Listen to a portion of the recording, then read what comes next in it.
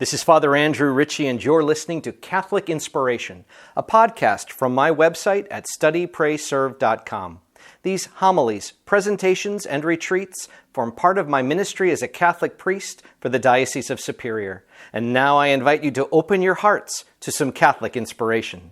Today is Friday of the 23rd week of the year. Our gospel reading is Luke chapter 6, verses 39 to 42.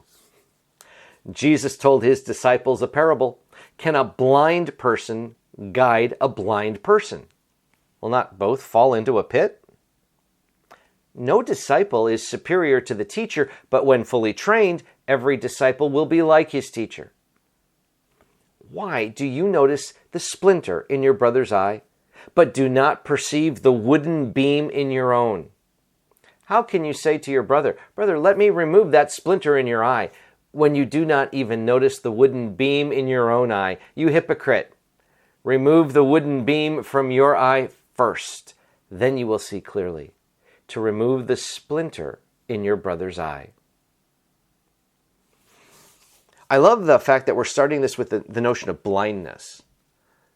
But let's take this particular teaching of Jesus and say, let's apply it to spiritual blindness. Can any of us, when we are spiritually blinded, lead anybody else?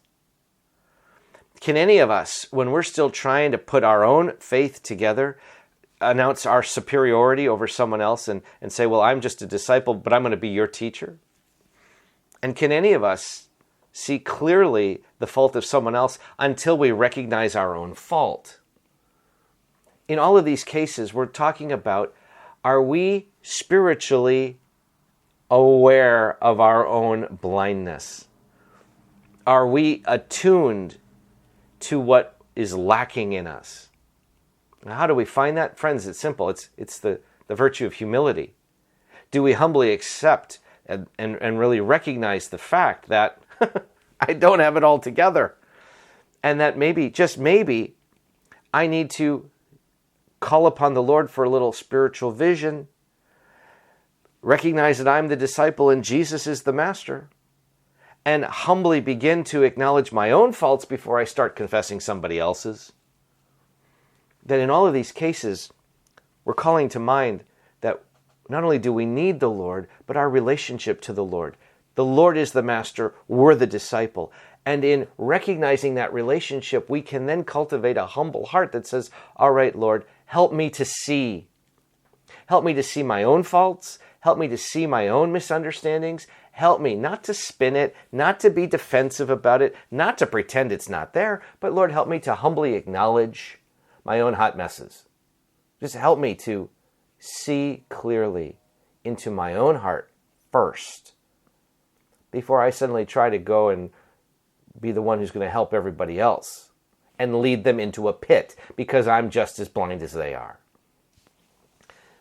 When we can look first clearly into our own hearts, when we can first see clearly our own shortcomings, all right, then we get our own affairs in order. And then, get this, because we're clear of our own shortcomings, because we see it and are aware of it, we're going to be a lot more gentle in the shortcomings of anybody else, because the humility that allows us to see clearly into our own hearts will help us be very gentle when we're trying to help somebody else in their need. That we're no longer in some role of superiority telling people what to do, but rather we're fellow pilgrims walking with Jesus. He's the one who's in charge. We're just trying to help each other the best we can, but we're doing it with the best and clearest vision possible. Now, that means, friends, here's the awkward part. Where are we spiritually blind right now? What is it that maybe we've been pretending, ignoring, overlooking? What is it in us that, I'm laughing, I really am, because we've all in this spot, It's so easy to see somebody else and point out all their faults. But maybe we just got to be in front of a mirror and take a good hard look at our own. It's uncomfortable. It's unpleasant. What's really a good tool is an examination of conscience. And just to take a tool, an objective tool, we got tons of them in the church, and read through it and read through it with a gentle, open heart. Say, Lord, help me to see this.